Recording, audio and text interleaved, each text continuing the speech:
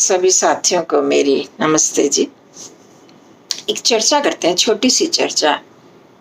हम जहाँ भी सत्संग में जाते हैं, विशेषकर वैदिक सत्संगों में या आर्य समाज के सत्संगों में, तो वहाँ जो भी कार्य करते हैं, चाहे सत्संग हो, चाहे ध्यान की क्रिया हो या अन्य कोई कार्यक्रम, तो क्या करते हैं कि सबसे पहले ओम का उच्चारण करते हैं, वो भी 3 बार।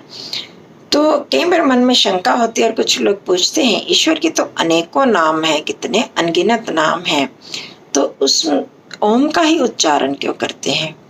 तो थोड़ा सा हम इस पर विचार कर लेते हैं।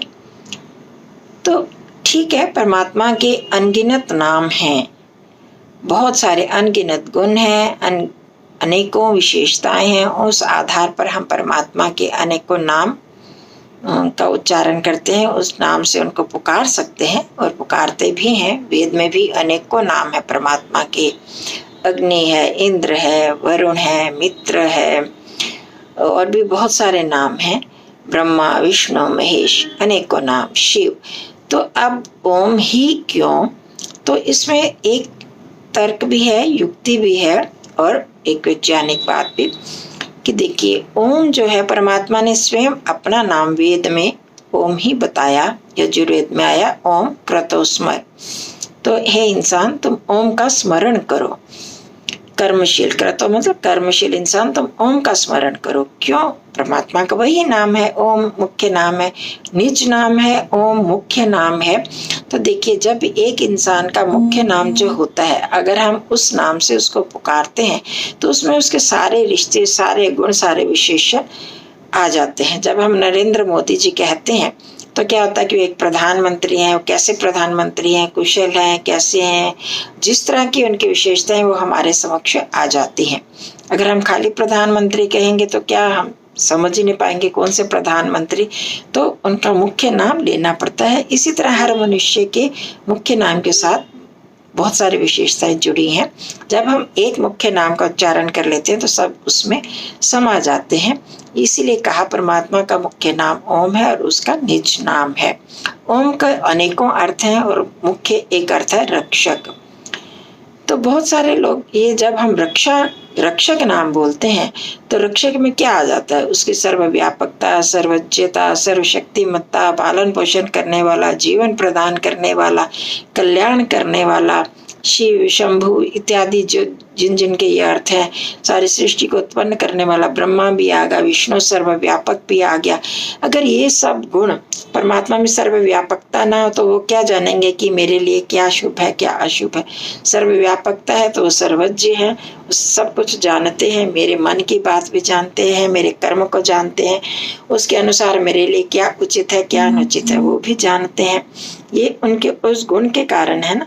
तो अगर जब हम ओम बोल लेते हैं तो उसमें सर्वरक्षक आ गया, तो ये सब चीजें उसमें समा गई या नहीं समा गई? तो ये बोलने के साथ ही उनमें उनकी सारी चीजें बीच में आ जाती है। मुख्य नाम लेने से उनके जो गौण नाम है वो भी बीच में आ गए।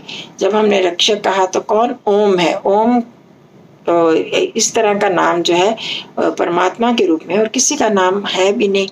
तो ऐसा ओम नाम के उच्चारण में जहाँ सब नाम समा जाते हैं वहाँ उसके गुण भी समा जाते हैं। तो ये सबसे प्रधान नाम हुआ।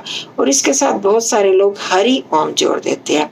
हरि मतलब दुखों का, बहुत सारे इसके अर्थ गलत अर्थ भी हैं, अच्छे भी। अगर मान लेते हैं हरि मतलब दुखों का हरण करने वाले, तो भी अगर हम मान लेते हैं तो सब मुख्य नाम से पहले हरि लगाने का कोई औचित्य प्रतीत नहीं होता। हरि अगर पहले हम लगाते हैं तो इसका मतलब दूसरा गौण है। तो जब मुख्य नाम ओम है तो पहले हरि बोलने का कुछ तुक बनती नहीं ना, तो इसलिए ओम बोल देते हैं। कुछ राम राम कहते हैं, मिलते हैं तो कहते हैं। तो क्या है? राम का मतलब है राम सर्वव्यापक, जो रमा हुए को कहते, राम जो सब जगह रमे हुए। तो ओम में वो भी अर्थ समा जाता है।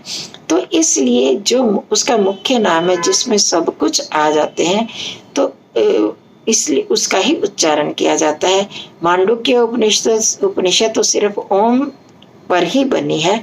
उसमें अ, उ, म तीनों मात्राओं को लेकर इसकी पूरी व्याख्या की गई है। ईश्वर की सृष्टि उत्पत्ति को भी लिया गया, उसको जागृत अवस्था के रूप में संकेतित किया गया, फिर उसकी स्वप्नावस्था के रूप में ऊ को लिया गया, जबकि वो सृष्टि की रचना चल रही है, हिरण्यगर्भ रूप है। फिर मकार वाला प्राच्य रूप है उनका, आदित्य इत्यादि। उसी ओम में ही आदित्य, वरुण, अग्नि, हिरण्यगर्भ, प्राज्य, वायु इत्यादि सारे नाम जो ईश्वर के आ रहे हैं। तो इसलिए मुख्य रूप से ओम ही बोला जाता है। और ओम की ध्वनि आजकल बहुत सारे वैज्ञानिक इसका रिसर्च करी, उन्होंने अनुसंधान किए, उसमें भी बताते हैं कि जो ओम की ध्वनि है उससे बहुत लाभ होते हैं। जब ओम का उच्चारण लंबे स्वर में किया जाता है तो अनेक प्रकार के तनाव भी दूर होते हैं, एक मानसिक शांति प्राप्त होती है। तो इन सब चीजों को लेकर ओम का ही प्रचलन है और ओम का उच्चारण ही किया जाता है। और हम भी जब अपने व्यवहार में करें, ओम जब बोलते हैं तो देखिए कितना सूदिंग लगता है, कितना शांति मन को पहुंचती है। और इसको बोलना भी बहुत सरल है। इसमें स्वाभाविक स्वर निकलते हैं। बच्चा सबसे पहले ऐसे ही बोलता है, जब ओठ बंद हो जाते हैं तो म की ध्वनि आ जाती है। तो एक स्वाभाविक स्वर ध्वनि है। तो इसलिए ओम का उच्चारण जो है ये वैज्ञानिक है, तर्क युक्ति संगत है। अगर हम किसी पेड़ की जड़ को पानी दे देते हैं तो सारे पेड़ में पहुंच जाता है ना। अगर हम उसके एक एक पत्ते को, एक एक टहनी को, तने को पानी देने लगे तो क्या पौधा बच पाता है? नहीं बच पाता ना। उसके जड़ में देने से सब में अपने आप पहुंच जाता है।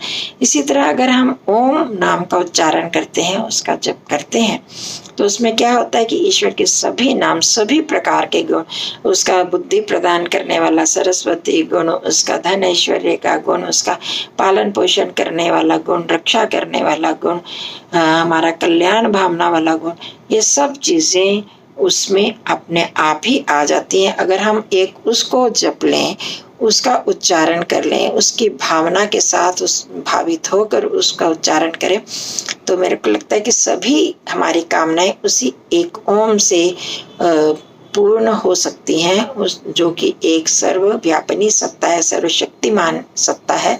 तो एक उसी का ही उच्चारण क्यों ना करें। अलग अलग अनेक नामों से जहाँ हमारी एकता खंडित होती है, वहां पर जो है हम अपनी पूरी एक देवता से जो चाहते हैं वो एक ही इच्छा पूरी होगी।